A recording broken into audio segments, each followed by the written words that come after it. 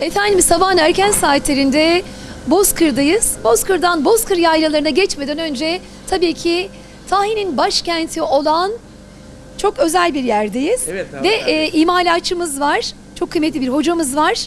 Sizi tanıyacağız ve Tahin'i biraz soracağız size, Bozkır Tahin'i. Evet, evvela hoş geldiniz.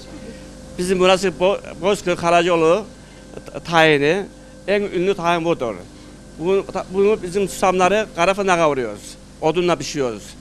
Bu odunla pişen tahin tütülü olur, kokulu olur, yani böyle çok güzel oluyor. Sizin isminizi alayım öncelikle. Osman Kalaycı. Osman Kalaycı. Kaç yıldır bunu yapıyorsunuz? Biz 1960'larda beri yapıyoruz. Neden Bozkır tağını yemeliyiz? Diğer tağınlardan farkı nedir? Şimdi şunu diyemezsen ha. Evvel burada 36 tane değirmen varmış bu Dereköy'ünde. Bu 36 değirmen şey oluyor, yani Akseki'de Antalya develer gelirlermiş. Buradaki değirmende ödüyorlar. Buradan gelsin gene katırlarla, develerle Antalya'ya götürüyorlar satmaya o yörükler. İşte oradan geliyor yani bu. Ondan sonra babam rahmetli de bu işi, oğlum bu işte çok bir iyi iş dedi. Yani dünyadan kopsa dedi.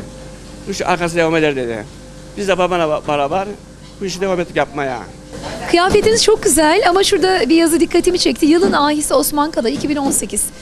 Bu ödülü size kim verdi ya da nasıl oluştu bu? Yani sahipliğimden, dürüstlüğümden, yani devlete borcum olmadığı için, kredi çekmediğim için Cumhurbaşkanımız bakanlıktan araştırmışlar. 54 bin kişinin içinde yani beni seçmiş devlet. 54 bin kişiliğin. Türkiye genelindeki ahi benim, yani Türkiye genelinde. İsterseniz yavaş yavaş girelim içeri. İmalathanenin çalışmasına bakalım.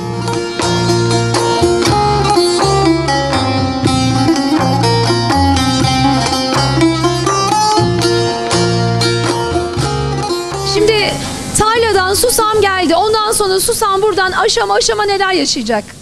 Kuru susamı bu depoya döküyoruz. Burada bu ıslanıyor. Burada bak, su burada akıyor. Bunu iyice karıştıra o pis suyunu akıtıyor aşağıdan. Bak, aşağıda pis suyu akıyor. Yani evet, oradan akmakla duradığın zaman bu dinleniyor. Dinlenme alıyoruz. 24 saat dinleniyor yani. 24 saat dinlendiği zaman buradan susamı alıyoruz. Karşıya veriyoruz. Orada ıslatıldı. Burada da bekledi herhalde. Tabii burada bekliyor. Şimdi Ne kadar bekleyecek? En az 6 saat bekliyor. 6 saat onu su çekiyor, kabarıyor. Ondan sonra kabardığı zaman buradan makineye veriyoruz. Bu nedir hocam? Ateş var burada ama bu nedir? Bu da işte ardıç kıyığı, ardıç tozu. Ardış tozu. Evet, bunu böyle buradan düşüyor, bak tek düşüyor. Burada bak ne güzel yanıyor bak altında. Görüyorsunuz ne güzel.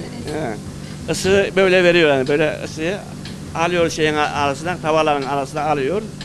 Sarıyor böyle. Neden ardıç? Ardıcın tane tütülü olur, kokulu olur, zeletli olur. Evet, yani Bundan sonraki aşamada ne bekliyor bizi tayinle ilgili? bundan sonra fırında kavruluyor. Evet, şu an fırına Şu an kavruldu. Ondan sonra dışarı alıyoruz, tekneye alıyoruz. Tekneden bak havayla elege gidiyor. Kaç saat boyunca kavruluyor burada? 6 saat kavuruyoruz. Elekten sonra artık Sonra taşla götürüyoruz. Şimdi biz taşa gidecek. taşa gidecek bak güzel yani.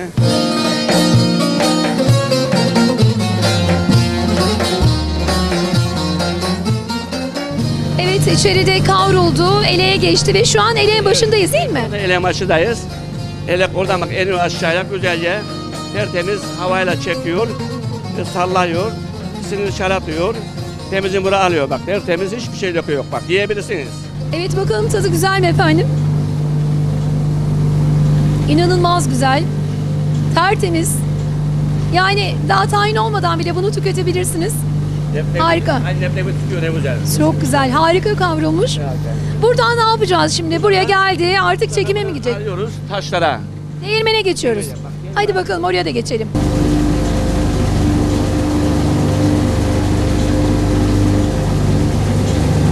Elendi, ondan sonra buraya geldi. Burada ne yapılacak? Şimdi bakın burada susamı döktük. En ufak bakın içinde hiçbir katkı yok.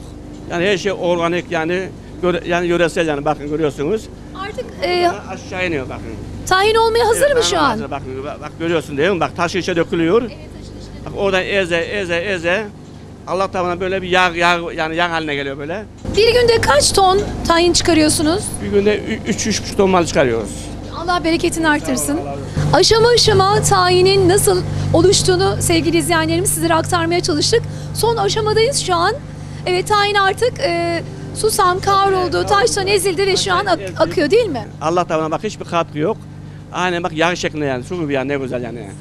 Yani sıvı halde akıyor yani. Bir bakalım şöyle nasılmış. Şöyle. Evet, harika görünüyor. Gerçekten çok güzel. Harika bir lezzet. Tabii ki sağlık adına da çok önemli değil mi? Özellikle mide hastaları için her zaman doktorların da tavsiye ettiği tahin ve tahin helvası. Efendim 60 yıl öncesinden babasının develerle Antalya tarafından susam taşıdığından bahsetti amcamız. Siz o yörükleri gördünüz mü? Yaşadınız mı onları? Tabii yaşadık yani yaşadık. Duyduğumuza göre burada da Bozkır Yaylası'nda da yörükler varmış. Biz oraya gidelim istiyoruz şimdi. Tabii daha iyi olur tabii. Şimdi belki develer kalmamıştı ama o zaman da bizim buraya geldi develerle.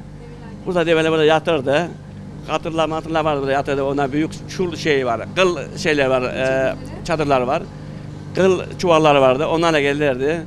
İşte hepsi ona hepsi rahmetli oldu.